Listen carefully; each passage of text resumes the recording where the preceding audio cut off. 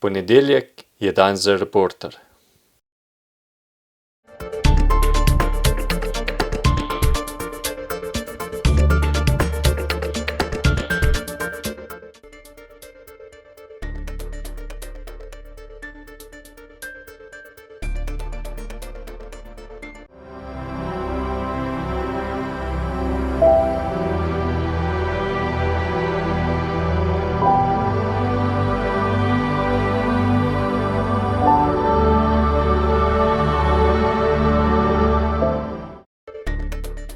Če ste ljubitelj športa in rekreacije, obiščite trgovino lopari.si v Trbovljah. To je trgovina za vse športne okuse.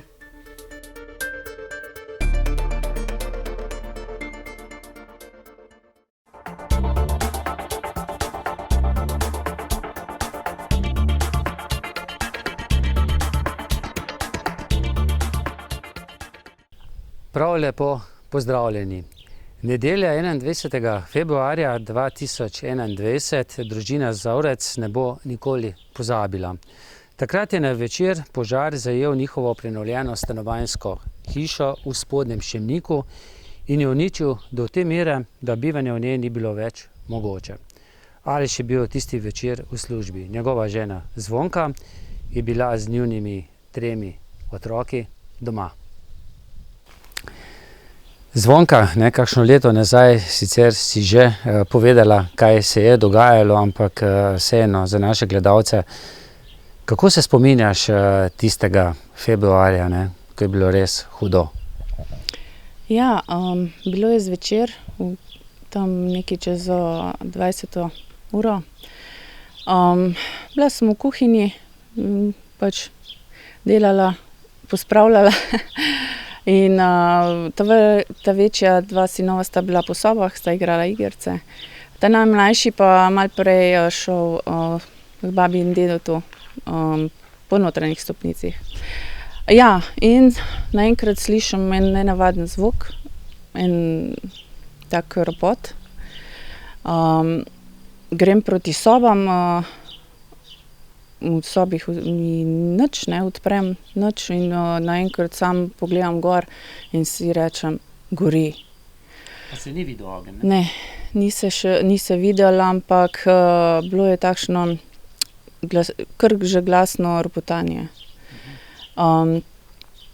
Pokličem sinova, ker itak nista slišala, ker sta imela slušalke na ušesih, gremo, spodaj gori in res gremo spodaj k dedotu, k babi, ven, potem ven čez vrate, da se res prepričam in res, ko pogledam v streho, se že kadil ven. In nazaj letim in reče, tašča je glih pri telefonu, stala sem nekaj, sam kličite gasilce, streha nam gori. In potem sam nazaj gor in pograbiš tista oblačila, ker bilo je mrzlo, februar, bunde, kape, in da so se otroci nazaj, da se otroci hitro oblečejo in da se gre ven. Ja, in v tistem sem šla še enkrat gor pograbila, ker mi je ta prvo padlo, saj ne veš, koga bi sploh. Šla po drugih stopnicah v avto vrgla tist in da bom šla avto ven zapeljati, je že elektriko ven vrgla, Sem pa na roke odprla vrata in ko sem, je že policist bil tukaj. Tako da ja, saj potem ta prvo je že, mislim, hitro so bili pol tudi sosedje, prvi sosedje tukaj in so pomagali, kje imaš jeklenke, da so jeklenke ven odnesli. Mislim, enkrat saj tema pol, saj sploh ne moreš nič, Tam spodaj sem, ker je bilo v predsobi, da sem še čevlje ven zmetala, da so se otroci pol še obuli, Pa mi je policist itak rekel, da sploh ne smem več gor. In potem sem šla k samih otrokom in čakali smo gasilce. Se je takrat ogenj že videl? Ne, takrat se je videl samo dim. Dim. Kako pa je potem šlo naprej, ko so gasilci prišli? Ja, najprej akcija, kje lahko pridejo sploh do ognja, ker to je bila kritina, ki je Ta zračni prostor vmes? Ja. In je skupaj zbita bila, tale kritina. Tako da so gasilci najlažje prišli iz stanovanja do ognja, ne. Niso mogli priti od zgoraj. In so prebili? Ja, tako da so v vsaki sobi so naredili luknjo, da so prišli do ognja. In potem voda, ne? Torej, škodo nekaj ogenj, nekaj dim saje, nekaj pa tudi voda, ne? Ampak drugače ne gre, ne? Drugače niso mogli, ker pač takšna kritina, ne, je tudi svoje naredi. In kaj ti gre takrat po glavi? Te smo pa vse zgubili. Najprej, ko zgledaš, sem si govorila, ne, to ni res, to se ne dogaja, sploh ne dojameš, ne, da je to res. Ja, vse bo šlo, ne, si misliš, da ves trud, ker si ga vlagal, ne vem, 15 let recimo, ker sem prišla sem, sva prizidala in potem obnavljala, ne. Ja, čez noč zgubiš vse, ki si prej se trudil, ne. Kaj se pa potem, ko se je nekako ogenj pogasil z vami, ne, vsemi 5 dogajalo, kmalu sta našla stanovanje nadomestno in kar nekaj let, oziroma kar nekaj mesecev smo bili sosedje, ne? Ja, kar leto in pol bi lahko rekla. Ja, tistih prvi recimo noč, ne, in prvi jutro, ko po tistem prideš v stanovanje in vidiš, ne, koliko je sploh ostalo, pa koga bi sploh še uporabil lahko, ne. Ja, in prvo je pomoč, ne, ko pridejo sosedje, sorodniki in ko ti ponudijo roko, pomagajo, sam si takrat čustveno čist na tleh in res veliko ti pomeni tista moralna opora in potem tudi, ko so res pomagali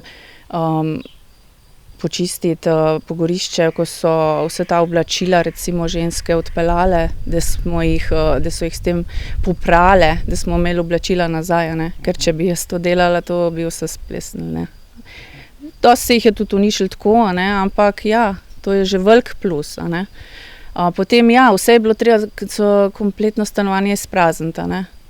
In to so res prišli okoliški fantje, sosedje, sodelavci, sorodniki in res poparjali in to je bilo v 2 dneh, bi lahko rekla, vse spraznjeno, ne.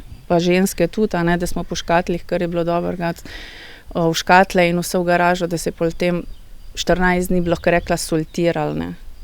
To. Ja, in takrat sploh ne pomisliš, kje boš, a ne. In to je res veliko, še drug mislijo namesto tebe, a ne.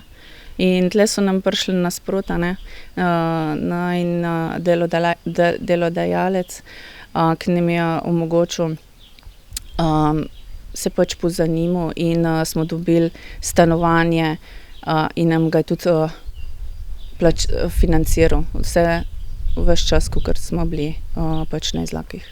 Vajen delodajalec, oba z možem delate v gostinskem podjetju Trojane, če se ne motim, ne? Pri Krofik sta, ne? Ja. Zdaj, tudi jaz sem bil v tem času kakšnega deležen, ne? Ja, res je. V glavnem, v takih težkih trenutkih potem vidiš, kaj pomeni, ne? Če imaš dobre sosede, dobre sokrajane, dobre občane, ne nazadnje, pa tudi dobra različna društva, ne? Takrat, ko smo snemali, ne, oddajo prvič, ko smo ta vaš problem predstavili, je bila z nami tudi sekretarka območnega Rdečega križa Zagorje, Štefka Suša, ne. Tudi prek Rdečega križa pa neka občina, mislim, da tam okrog 11 000 evrov so donirali, ne. Seveda pa, če ne bi imela vidva, ne, stanovanje zavarovano, bi pa verjetno zelo kratko piskala, ne. Ja, res je. Bilo je zavarovano, ampak ni bilo, recimo, ko smo mi to na novo prizidali, streho zamenjali takrat, a ne, pa nismo zavarovali na novo vrednost, ne, bila je še na staro. In tukaj potem zavarovalnica da zelo manj, ne, ko bi drugače lahko. Ja, tako da smo res zelo hvaležni vsem ljudem, ki so nam pomagali in fizično in materialno in denarno, da smo lahko mi tole nazaj skupaj spravili, ker drugače pa ne vem, kdaj bi lahko. Zvonka, ker prej sva se pogovarjala, ne, pomembno je, ne, če nekdo, ki nima veliko, daruje 10 evrov ali pa 100 evrov, da bi bilo kar hudo, ne, naštevati pa koga pozabiti, ne, ker za nekoga je 100 evrov ogromno, za nekoga pa mogoče niti 10.000 ni, ne, tako da bi mogoče komu naredila krivice, tako da na tem mestu, ne, zahvala vsem dobrim ljudem, pa mogoče tudi Kisoškemu sladoledarju, ne, tudi on je pomagal, vedno pomagal v takih zadevih. Kaj vse je bilo pa potrebno postoriti pri prenovi potem po požaru, pri prenovi hiše? Ja, bilo je potrebno absolutno vse. Pač najprej streha, pač ostrešje, notranje stene so bile vse premočene, zmočene. Potem tlake, vse tlake ven. Ostalo so v zgornjem, ne, našem nadstropju ostalo samo okolišne obzidja, ne. Noter ni bilo nič. In smo mogli absolutno, ko bi šel na nov delati. Vse, od začetka. Tudi okna, vrata, stavbno pohištvo, pa potem pohištvo? Ja. Okna, vrata, vse to, kakšno pohištvo je ostal, smo ga nazaj porabili, ampak po večini pa ne. No. Kako se je bilo navaditi na Izlakah, pa nenazadnje pa hoditi tudi potem sem v Spodnji Šemnik nadzirati, ne? Kako prenovitvena dela potekajo? Ja, saj človek se vsega navadi, ne. Je pa pač še dodaten napor, ne. Si na dveh krajih hkrati, a ne. Sploh mož, a ne, je pač poleg službe je bil veliko tukaj, a ne. Pač, da je se to delal, a ne, da je bil zraven, navzoč. Jaz pa otroci smo bili pa veliko pač na Izlakih, ampak smo hodili tudi samo, ne. Si se navadila tudi na Izlake? Sej, blizu tam si tudi odraščala, ne? Ja, saj je bilo čist fletno. Smo se kar sosedi navezali, tako da zdaj, ko smo šli nazaj, je tudi kakšna solza potekla. Zdaj ste vseljeni, pa je že vse dokončano. Zdaj mislim, da fasada, ne, zunanja, je še potrebna.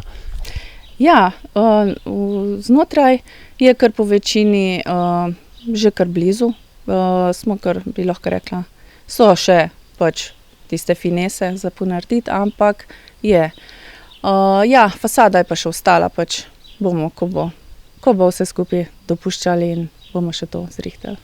Je težko takole, seveda je težko, no, ampak vseeno, nekaj, kar zgradiš, potem zgubiš, potem pa spet na novo sanirati, prenoviti, verjetno je tudi finančno kar težko, ne, ker veliko ste morali verjetno tudi sami, ne? Ja, sigurno, tako kot sem že rekla, kar si prej ustvaril, recimo kar nekaj let, a ne, si se marsičemu odrekel, ne, da bomo pa še to, pa bomo še to zdajle. Ja, in začneš malo drugače gledati na življenje, saj jaz sem začela, da ni to vse, ker se še lahko toliko trudiš in čez noč ostaneš brez vsega.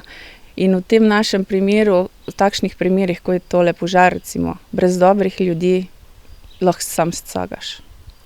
Edina svetla točka, ne, v tej, recimo, temni zgodbi je to, ne, da ste vsi ostali zdravi, ne? Ja, to je pa hvala Bogu. Ker smo drug dan potem smo rekli hvala Bogu, da smo vsi zdravi in živi, vse stalo bo. In to so nam govorili vsi okrog nas, a ne, da so nam dali moralno podporo, ki si jo res potreben. In res smo vsem hvaležni iz srca. Vsem, ki so kakorkoli bili deležni v tej naši zgodbi. Res vsem hvala iz srca. Hvala za vse, kar si povedala, vam pa tudi hvala za pozornost in srečno.